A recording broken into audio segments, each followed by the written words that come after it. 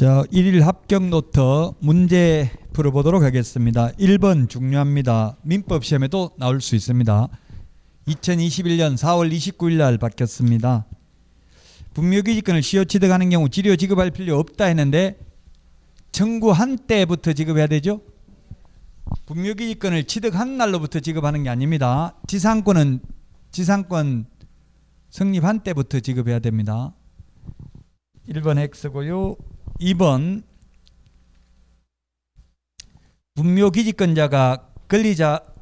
분묘기지권은 권리자가 의무자에 대하여 그 권리를 포기하는 의사표시를 하는 외에 점유까지도 포기하여야만 그 권리가 소멸하는 것은 아니다. 맞습니다. 즉 이 땅 팔아야 되는데 묘좀 이장해 주십시오 하니까 예 해드리겠습니다 이렇게 약속했으면 옮겨줘야 된다는 이야기죠. 이론적으로는. 근데 현실적으로는 네, 땅 팔아야 되는데 지금 비싸게 살 사람이 있는데 묘좀 옮겨주세요 하면 예 뭐 파세요 당연히 그렇게 해야죠 이렇게 해놓고 팔고 나면 현실적으로는 거의 못 옮긴다고 그래. 어디 이게 철학관에서 그런데 이거 옮기면 큰일 난다더라 막 예를 들면 이런 식으로 한다고. 그러면 옮겨드리겠습니다 확약서 문서로 써주고 이렇게 했으면 그게 증거가 되는데 말로만 한 거는 그런 말 한 적 없다 해버리면 다툼의 여지가 있죠. 현실적으로는 거의 잘 안 옮겨줍니다 팔고 나면. 근데 이론적으로는 옮겨준다고 말했으면 옮겨야 된다. 그럼 녹음이라도 해놔야 되겠죠. 여러분들은 그 문서로 쓰라고 하면 그렇게 사람 못 믿냐 이렇게 하면서 안 하려고 할 가능성이 많아요.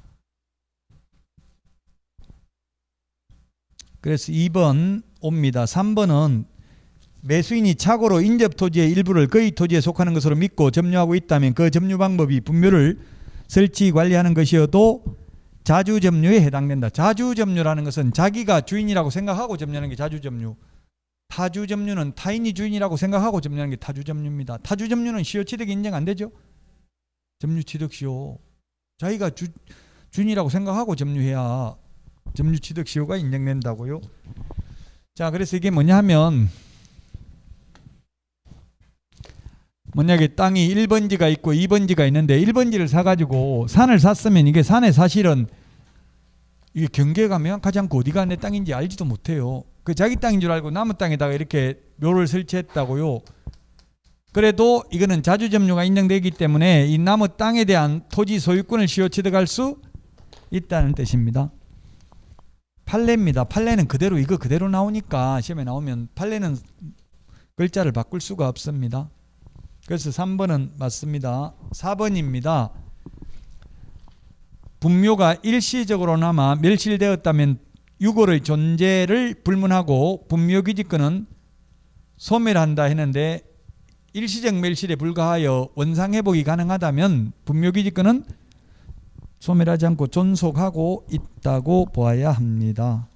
그래서 4번 틀렸고요. 5번 최종적으로 연장받은 설치기간이 종료한 분묘의 연고자는 설치기간 만료 후 2년 이내가 아니라 1년 이내에 시설물을 철거하고 화장 또는 봉안해야 됩니다. 1년. 최종적으로 연장받으면 60년이라고 했잖아요. 최장. 처음 30년이고요. 연장하면 30년 더 가능해서 최장 60년밖에 안 됩니다. 1년 안에 화장 또는 봉안해야 되고 안 하면 어떻게 되는지는 시험에 나온 적이 없어서 제가 말을 안 하고 아까 넘어왔는데 이행강제금을 부과할 수 있습니다. 1년에 500만 원씩 2회 범위 내에서 1년 안에 안 하면. 그리고 또 형사처벌도 받습니다. 형사처벌은 시험에 진짜 나온 적 없었기 때문에 넘어가겠습니다. 자, 그 다음에 6번 토지 소유자의 승낙 없이 타인 소유의 토지에 자연장을 한 자는 토지 소유자에 대하여 시효 취득을 이유로 자연장 보존을 위한 권리를 주장할 수 없다. 맞습니다. 즉 2001년 1월 13일 이후에 설치된 분묘나 자연장이나 모두 시효 취득 인정되지 않습니다. 즉 최장 60년밖에 안 됩니다. 그 자연장 하는 걸 봤는데요. 자연장 어떻게 하냐면 뼈를 불태워가지고 뼈의 가루를 나무 상자 이렇게 생화학적으로 분해가 가능한 상자에 넣어서 30cm 깊이로 묶고 그 나무 밑에다가 묶고 거기 편말만 하나 적어줘요. 장남 이름만 하나 적어주더라고요. 그 돈이 얼마인지 물어보니까 500만 원에서 3천만 원 정도 하더라고요. 자연장 하는 거. 저기 안성해가도 있고 이 경기도에도 많아요. 안성에도 있는데 그 500만 원에서 3천만 원 정도 하더라고요. 왜 가격이 차이 납니까? 물어보니까 나무에 따라 달라요. 등나무, 향나무 이런 거 비싼 거는 3천만 원 하고 싼 나무는 500만 원이더라고요. 그 대신에 60년간 사용할 수 있더라고요. 배우자가 사망하면 거기다가 합장도 해주더라고요. 자연장.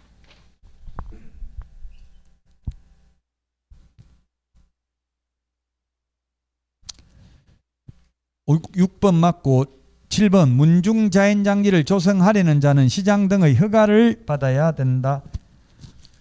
개인자연장지는 사후 30일 이내 신고, 가족자연장지, 문중, 종중자연장지는 미리 신고, 법인자연장지는 미리 허가. 개인묘지는 사후 30일 이내 신고, 가족, 종중, 문중, 법인묘지는 미리 허가. 그래서 장사 등에 관한 법률에서는 미리 신고, 사후 신고, 미리 허가 구분해야 됩니다. 지금 말한 거 외에도 개장이나 화장은 미리 신고해야 된다 했죠? 개장, 화장 미리 신고입니다.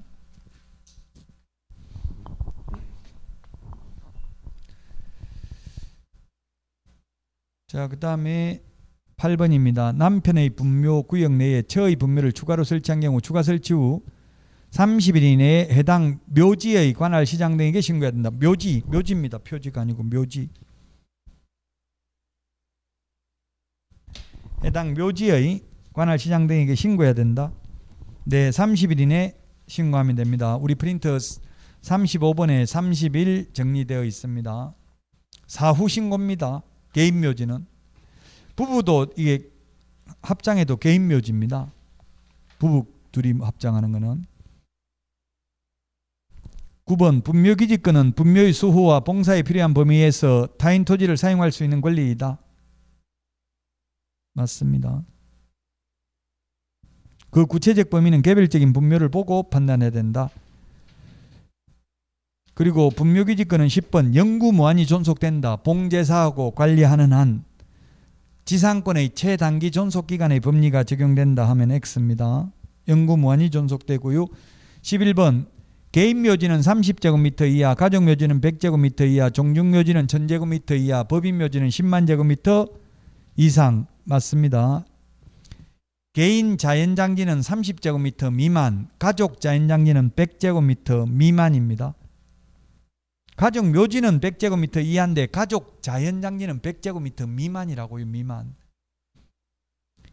12번 장래의 묘소, 가묘, 예장은 분묘기지권에 분묘에 해당하지 않습니다. 가묘 또는 예장이라고 합니다. 명당 자리 미리 시신 유골 없이 묻어놓은 경우입니다. 그럼 유발을 묻어놓은 경우에는 유발이 뭡니까? 머리카락. 죽은 사람 머리카락을 묻어놓으면 분묘로 인정돼요? 안 돼요? 됩니다. 유발을 묻어놓으면 비행기 추락해가지고 시신 못 찾았으면 죽은 사람 머리카락 묻어놔도 분묘기지권 인정된다고요. 옛날에 해놓은 거는. 유발. 살은 사람 머리카락은 안 됩니다. 시신 못 찾는 경우도 많잖아요. 뭐 배 침몰하거나 이렇게 하면.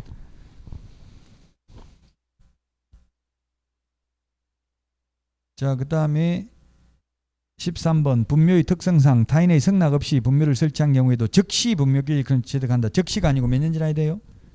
20년. 13번 X고요. 그 다음에 14번 평장되어 있어서 객관적으로 인식할 수 있는 외형을 갖추고 있지 아니한 경우 분묘기지권이 인정되지 않는다. X라고요? 오. 예? 공문이 있어야 되는 거 아니냐고요? 있어야 돼. 그래서 인정되지 않는다 했으니까 오라고요. 평장은 공문이 있어야 되니까. 노무현 전 대통령 묘지가 평장돼 있어요. 예, 이렇게 평평한 경우는 분묘기지권 인정되지 않는다. 맞습니다. 오입니다. 오. 봉분이 있어야 된다. 관서법상 공시방법은 갖추고 있어야 된다. 자, 그 다음에 15번 분묘기지권의 효력이 미치는 범위는 분묘기지 자체에 한정된다. 분묘기지 자체에 한정되는 게 아니라 분묘기지 주위의 공지를 포함하는 지역에까지 미치며 상석, 비석 등에도 미치는데 사성 등이 있다면 사성까지는 미칠 수도 있고 안 미칠 수도 있고 개별적인 분묘를 보고 판단해야 된다. 분묘기지에 한한다는 X입니다. 16번 평장의 경우에도 유골이 매장되어 있는 때에는 분묘기지가 인정된다. X죠? 평장은 안 되잖아요. 평장 평평하게 묻어놨기 때문에 X라고요. 봉분이 있어야 된다. 자, 그 다음에 17번입니다. 17번 가정묘지 1기 및 그 시설물의 총면적은 합장을 하는 경우 20제곱미터까지 가능하다가 아니라 30제곱미터입니다. 이게 기출문제인데 좀 논란의 여지가 있어요. 17번은 가정묘지는 100제곱미터 이하라고 했잖아요. 가정묘지는 가정묘지 안에 들어가는 분묘 1기의 점유 면적이 10제곱미터, 합장은 15제곱미터예요. 근데 기출문제에 이렇게 분묘 1기라고 안 되고 그냥 가정묘지라고 돼 있다고요. 그 객관식은 상대적으로 풀어야 되는데 이 신청을 받아주지는 않았습니다. 이거 조금 표현이 바람직하진 않잖아요. 가정묘지는 100제곱미터고 가정묘지 안에 들어가는 분묘 1기의 점유 면적이 10제곱미터, 합장은 15제곱미터입니다. 어쨌든 여기서는 X인견은 확실하잖아요. 가정묘지라도 100제곱미터인데 20제곱미터라고 했으니까 X죠? 15제곱미터입니다. 18번 올해가 아니라 작년에 8월 17일 날 신설됐습니다. 시구 읍면장은 농지 투기가 성행하거나 성행할 우려가 있는 지역의 농지를 취득하려는 자 등이 농지 취득자익증명 발급 신청한 경우 농지위원회 심의를 거쳐야 된다. 맞습니다. 심의 거치는 거는 며칠 이내에 해준다? 14일 이내에 발급해준다 했죠? 심의 거쳐야 된다. 맞고요. 19번 시구 읍면장은 농지 취득자익증명 발급 신청을 받은 때에는 그 신청을 받은 날로부터 7일 이내 농업경영계획서 작성하지 않냐고 농지 취득자익증명 발급 신청을 할 수 있는 경우는 4일 이내, 농지위원회 심의 대상인 경우는 14일 이내에 신청인에게 농지 취득자익증명을 발급해야 된다. 근데 농지 취득자익증명은 안 내주는 경우가 있습니다. 그 조심해야 되는 게 경매에서 농지 취득자익증명 못 받으면 매각 불허가 결정이 나고요. 매수보증금 10% 내는 거 돌려받지도 못합니다. 또 공매인 경우는 농지 취득자익증명 못 받아도 매각 불허가 결정이 나진 않는데 소유권 이전 등기를 못해요. 그 공매에서 낙찰 받아놓고 농지 취득자익증명을 못 받았어요. 왜 못 받았냐 하니까 이게 묘가 그 밭에 묘가 있기 때문에 원상회복하면 농지가 아니니까 농사 못 짓는 땅이다. 원상회복하면 농지 취득자익증명 해준다 이렇게 한 거예요. 그래가지고 못 받아가지고 있었는데 어쨌든 민법 187조에서 경매나 공매로 낙찰받으면 법률의 규정에 의해서 등기 없이도 소유권은 취득한다고 돼 있어요. 그런 사이에 그 공매로 낙찰돼가지고 낙찰대금으로 가지고 세금을 다 충당했어요. 충당하고 나서 세금이 얼마 안 남았어요. 그러니까 그 채무자가 체납한 사람이 세금 체납한 사람이 남은 세금 다 내버리고 압류 말소해버려가지고 다른데 그냥 일반 매매로 팔아먹은 거예요. 농지를. 실제 사례입니다. 근데 그 산 사람은 또 어떻게 뇌물을 주는지 어떻게 했는지 농지 취득자익증명을 받았어요. 받아가지고 먼저 소유권 이전 등기를 해버렸다고요. 그럼 먼저 소유권 이전 등기한 사람이 소유권을 취득해요. 농지 취득자익증명의 경우는 반드시 등기할 때 필요하니까. 그래서 여러분들이 공매의 경우에는 농지 취득자익증명 발급되는지 확인하고 잔금을 내야지. 만약 잔금 치러버리면 소유권 취득한다고요. 일단은 형식적으로는. 그렇지만 결국은 소유권 뺏긴 사례가 있어요. 판례가. 일반 매매를 해가지고 그 사람이 농지 취득자익증명 받아가지고 먼저 이전 등기를 해버리니까 공매로 낙찰받은 사람, 그럼 공매 대금 5천만 원 한국자산관리공사에서는 안 내줍니다. 이미 세금 다 충당했기 때문에. 그럼 개인적으로 받아내야 되는데 그 체납자한테 받아내기도 쉽지 않아요. 공매 넘어갔으면 재산 하나도 없다고 해야 되겠죠. 재산 다 빼돌렸으면 받아내기 어려워요. 현실적으로. 그 농지 취득자익증명이 안 내주는 경우는 실제 농지가 아닌 경우 안 내준다고요. 예를 들어서 묘가 있다든지 밭에 또는 답이라고 돼 있는데 실제로는 저수지로 사용돼가지고 농지로 사용할 수 없는 경우 이런 경우는 안 내줄 수 있어요. 그러니까 미리 현장 답사를 해보고 진짜 농지가 맞는지 확인하고 농지 취득자익증명이 발급되는지를 미리 물어보고 경매로 낙찰받든지 공매 낙찰받아야 돼요. 20번입니다. 주말 체험 영농을 하려는 사람은 총 1000제곱미터 미만의 농지를 소유할 수 있다. 이 경우 세대원 전부 합산한 면적이죠. 시험에 20번이 가장 많이 출제됐습니다. 이때까지 빅데이터는 20번이 가장 많이 나왔다. 주말 체험 영농 중개 실무에 계속 기출됐던 문제가 80%는 이때까지 기출됐던 문제가 나오고요. 새로운 문제는 20%에서 30% 정도 나옵니다. 새로운 유형은. 그러니까 갑작스런 변경은 있을 수가 없다고요. 그 70점만 받아도 여러분 충분히 합격하니까 계속해서 기출문제 나왔던 걸 본다고요. 반복해서. 거기서 최소한 70% 이상은 나오니까 보통 80% 정도 나와요. 근데 작년에는 공인중개사법이 어렵게 출제돼가지고 70%만 기출문제 나오고 30%가 새로운 패턴이 나왔어요. 그래서 어려웠어요. 작년에 공인중개사법이. 그럼 작년에 어려웠으면 올해 쉬워야 되는데 또 어려울 가능성이 있어요. 왜냐하면 이제 앞으로 상대평가되기 때문에 1차는 쉽게 내고 2차를 어렵게 내는 추세입니다. 1차는 작년에 2과목 다 쉬웠어요. 올해도 1차는 그렇게 크게 어렵지는 않고 이제 2차 중에서 최소한 한 과목은 어렵게 나와요. 작년에는 2차가 공법이 쉽게 나왔는데 올해는 공법이 어려울 수도 있어요. 그건 몰라요. 아직 몰라요. 누가 어느 과목을 어렵게 낼지는. 그러니까 전 과목 다 골고루 열심히 해야 된다고요.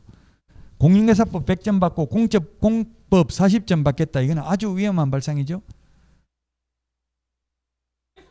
공법도 최소한 70점 이상 목표로 하면 한 50점은 나와요. 아무리 목표 달성을 못해도 노력을 그 정도 하면. 그 최소 모든 과목 70점 이상은 목표로 잡아야 돼요. 미세먼지 많다고 하니까 주말에도 내일도 건강관리 잘 하시고요. 다음 주에 찾아뵙도록 하겠습니다. 수고하셨습니다.